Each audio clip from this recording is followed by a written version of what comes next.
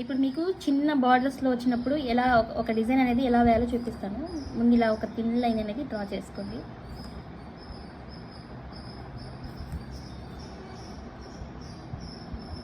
ఇప్పుడు దీని నుంచి వచ్చేసి మనము ఇలా స్ట్రోక్స్ అనేవి ఇలా తీయాలి. పైన లైన్ని టచ్ చేసుకుంటూ ఇలాగే సేమ్ ఇటువైపు కూడా ఇలా స్ట్రోక్స్ అనేవి తీసుకోవాలి.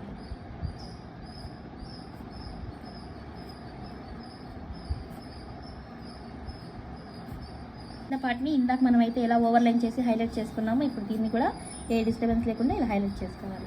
అర్థమైందా? దీన్ని మనం ఫిష్ టైల్ అని చెప్తాము.